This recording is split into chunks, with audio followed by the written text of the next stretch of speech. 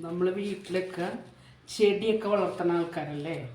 അപ്പോൾ ചെടികൾക്കിടാനുള്ള ഒരു അടിപൊളി വളമായിട്ടാണ് ഞാൻ ഇന്ന് വന്നേക്കുന്നത്. അതിന് നമ്മൾ വീട്ടിൽ നിന്ന് വേസ്റ്റായിട്ട് കളയണ മുട്ടത്തോട് വേണം.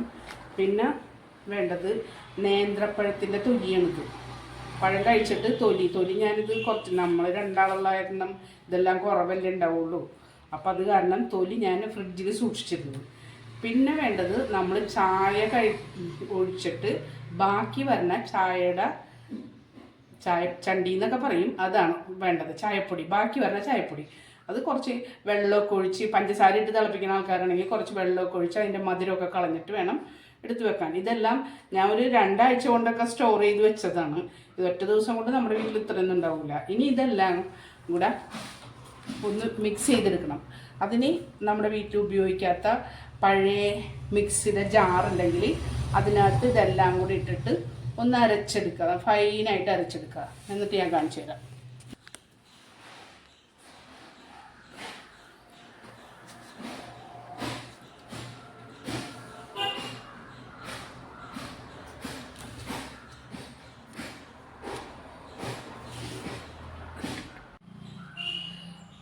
നമ്മൾ ചെടിച്ചട്ടിയുടെ അടുത്ത് ഇത് കൊണ്ടുവന്നിട്ട് ഒരു ചെടിച്ചട്ടിയിൽ നമ്മുടെ മാന്തണ സാധനമല്ലേ, കൊല്ലമാന്തി, അതുകൊണ്ട് ഇങ്ങനെ ഒന്ന് പതുക്കെ ഇളക്കിയിട്ട്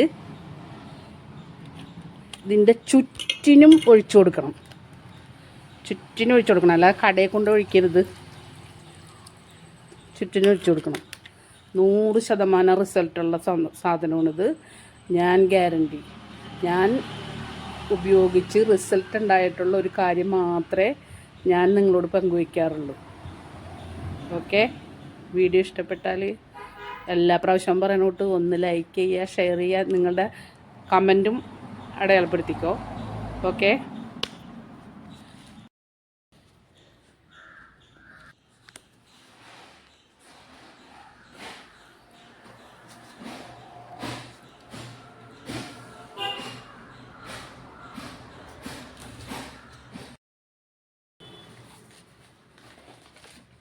നമ്മൾ വീട്ടിലൊക്കെ ചെടിയൊക്കെ വളർത്തുന്ന ആൾക്കാരല്ലേ. അപ്പോൾ ചെടികൾക്കിടാനുള്ള ഒരു അടിപൊളി വളമായിട്ടാണ് ഞാൻ ഇന്ന് വന്നേക്കുന്നത്. അതിന് നമ്മൾ വീട്ടിൽ നിന്ന് വേസ്റ്റായിട്ട് കളയണ മുട്ടത്തോട് വേണം. പിന്നെ വേണ്ടത് നേന്ത്രപ്പഴത്തിൻ്റെ തൊലിയാണിത്. പഴം കഴിച്ചിട്ട് തൊലി ഞാനിത് കുറച്ച് നമ്മൾ രണ്ടാളുള്ള കാരണം ഇതെല്ലാം കുറവല്ലേ ഉണ്ടാവുള്ളൂ. അപ്പോൾ അത് കാരണം തൊലി ഞാൻ ഫ്രിഡ്ജിൽ സൂക്ഷിച്ചിരുന്നു. പിന്നെ വേണ്ടത് നമ്മൾ ചായ ഒഴിച്ചിട്ട് ബാക്കി വരുന്ന ചായ ചണ്ടി എന്നൊക്കെ പറയും, അതാണ് വേണ്ടത്. ചായപ്പൊടി, ബാക്കി വരുന്ന ചായപ്പൊടി അത് കുറച്ച് വെള്ളമൊക്കെ ഒഴിച്ച്, പഞ്ചസാര ഇട്ട് തിളപ്പിക്കുന്ന ആൾക്കാരാണെങ്കിൽ കുറച്ച് വെള്ളമൊക്കെ ഒഴിച്ച് അതിൻ്റെ മധുരമൊക്കെ കളഞ്ഞിട്ട് വേണം എടുത്തു വെക്കാൻ. ഇതെല്ലാം ഞാൻ ഒരു 2 ആഴ്ച കൊണ്ടൊക്കെ സ്റ്റോർ ചെയ്ത് വെച്ചതാണ്. ഇത് ഒറ്റ ദിവസം കൊണ്ട് നമ്മുടെ വീട്ടിൽ ഇത്രയൊന്നും ഉണ്ടാവില്ല. ഇനി ഇതെല്ലാം കൂടെ ഒന്ന് മിക്സ് ചെയ്തെടുക്കണം. അതിന് നമ്മുടെ വീട്ടിൽ ഉപയോഗിക്കാത്ത പഴയ മിക്സിയുടെ ജാറുണ്ടെങ്കിൽ അതിനകത്ത് ഇതെല്ലാം കൂടി ഇട്ടിട്ട് ഒന്ന് അരച്ചെടുക്കുക, ഫൈനായിട്ട് അരച്ചെടുക്കുക. എന്നിട്ട് ഞാൻ കാണിച്ചു തരാം.